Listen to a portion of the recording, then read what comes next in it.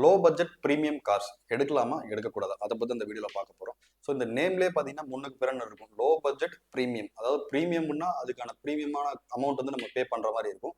அந்த ப்ரீமியம் வந்து நமக்கு லோ பட்ஜெட்டில் கிடைக்குது அப்படின்னா அந்த இடத்துல நம்ம யோசிக்கக்கூடிய பாயிண்ட் இருக்கு. எதனால அந்த ப்ரீமியம் வெஹிக்கிள் வந்து பார்த்தீங்கன்னா லோ பட்ஜெட்டில் வருது அப்படின்னு பார்த்தீங்கன்னா நீங்கள் மார்க்கெட்டில் நிறைய வண்டி அது இப்படி இருக்கு. நிறைய பேர் வாங்குறவங்க வந்து பார்த்தீங்கன்னா அது ஏமாந்து நிறைய பேர் வாங்குறாங்க. லோ பட்ஜெட்ல ஒரு ப்ரீமியம் கார் வருதுன்னா ஃபர்ஸ்ட் அதனால பார்த்தீங்கன்னா கிலோமீட்டர் ஜாஸ்தியாக ஓடி இருக்கும், தேய்மானங்கள் ஜாஸ்தியாக இருக்கும், இல்லைனா வந்து அன்வான்ட் ப்ராப்ளம்ஸ் ஏதாவது இருக்கலாம், ஃப்ளட் எஃபெக்ட்ஸ் இருக்கலாம், இல்லை எலக்ட்ரிக்கல் ப்ராப்ளம்ஸ் ஏதாவது இருக்கலாம். இதில் ஒவ்வொன்றிலும் ஏதோ ஒரு சின்ன ப்ராப்ளம் வந்தாலும் அதோட மெயின்டெனன்ஸ் காஸ்ட் பார்த்தீங்கன்னா ரொம்பவே பயங்கரமாக இருக்கும். இது தெரியாமல் லோ பட்ஜெட்டில் ஒரு ஒரு சின்ன நார்மல் கார் வாங்குற காஸ்ட்லேயே பார்த்தீங்கன்னா ஒரு பிஎம் கிடைக்குது, பென்ஸ் கிடைக்குது, அந்த மாதிரி சொல்லி வாங்குறாங்க.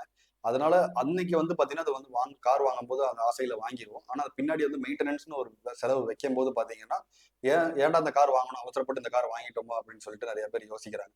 ஸோ லோ பட்ஜெட்ல ஒரு கார் வாங்குறீங்க அப்படின்னா அது வந்து கம்ப்ளீட்டா டீட்டெயிலாக செக் பண்ணி அது ஆகுமா ஆகாத, வண்டி என்ன கண்டிஷன்ல இருக்குன்னு தெரிஞ்சுக்கிட்டு அப்புறமா டிசிஷன் எடுங்க. லோ பட்ஜெட்ல ஒரு ப்ரீமியம் கார் வாங்கிட்டு அதுக்கப்புறம் பின்னாடி வந்து மெயின்டெனன்ஸ் பண்ணும்போது கவலைப்படாதீங்க. ஸோ இந்த மாதிரி ஆட்டோமொபைலோட இன்ஃபர்மேட்டிவான கண்டென்ட் தெரிஞ்சுக்கிறதுக்காக மைகார் பையை ஃபாலோ பண்ணாம இருந்தீங்கன்னா ஃபாலோ பண்ணி